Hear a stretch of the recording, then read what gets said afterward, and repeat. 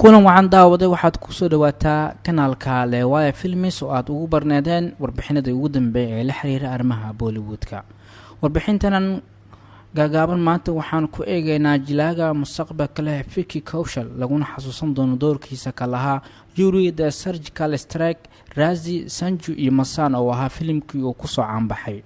haddaba atooro walba waxaa laga hayaa erayo ku saabsan noloshiisa inta uusan soo gelin film jelista sawir uu ka haysto jelista filmada iyo inuu heli karo soo dhaweyn waxaana jira arrimo qoyskooda quseeya inay raali ugu yihiin aan isla aragno marka nolosha xidiga Vicky Kaushal. markii ugu horeysaba waxbaan hubay taasoo ahayd waxaan nolosha lagu sameyn karin iyo waxaan hubay in talaabo ugu horeysa la qaado waayo haddii aadan ogeyn wax aad sameynayso kadib waxaad si degdeg ah u helaysaa jawaabtaada. maxaan rabnaa inaan nolosha sameyno? talada ugu weyn ee aan helay waxay ahayd aabahay oo tale iga siiyay film jelista oo ahayd inaan control dhab ah isku sameeyo xilli walba. ma ahayn ruux film jelista ku yimid sida qof la wada sugayo. ma qaldaneen waan ogaa inaan qaadanayo wax badan oo daacadnimo ah iyo shaqo aad u adag oo aad ku filato abaalmarin walba. xidigana ayaa ka hadlay siduu aabihiisa ugu qanciyay film jelista. abtii markan aabahay u sheegay inaan rabin injineer inaan noqdo laakiin aan rabo inaan noqdo jilaa, su-aashii koowaad waxay ahayd maxaad ugu fikiraysaa inaad ku lug leedahay oo kale qoys aflaamta mana helaysid inaad wadadaada ku sahlanaato.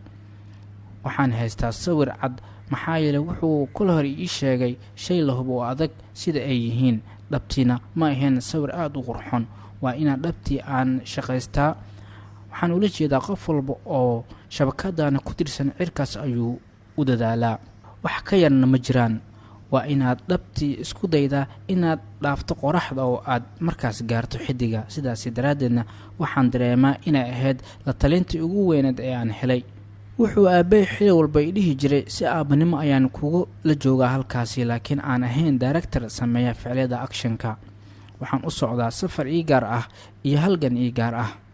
ugu dambeyn Vicky Kaushal ayaa ka hadlay inuu markii horeba uu qabay walwal la xiriira film jelista. jilin kaliya maahee haddii aadan garanaynin shaqadaada ama safarkaada ku gaarka ah waa ku faraxsanahay inaa sida ahayd markaa bilaabayay. waxa ay haystay walwal waxaana ku imaadeen wax aniga i quseeya taasoo ah inaa jir dabacsan aan leeyahay, timo curdun ah aan leeyahay iyo sidoo kale ilko aan isku toosnayn aan leeyahay. qof walba lagu manaysta aan u qalmin oo aan ahayn wiilka shukulaatada. taasi ayaa ahayd inaan qof shakhsi ah aan salaamin deetana aan dhahin Vicky Kaushal ayaan ahay, inaan jilaa noqdo ayaan rabaa. xidigana filimkiisa ugu dambeeyay wuxuu ahaa Boot, waana filim cabsi ah uuna guuldareystay. hadda waxaa u diyaarsan xidigana filimka loogu hadlayo nolosha Sardar Udansin. intaa ayaa kusoo afmeerinaya warbixinta. haddii aad ka heshana saxaabtaada la wadaag.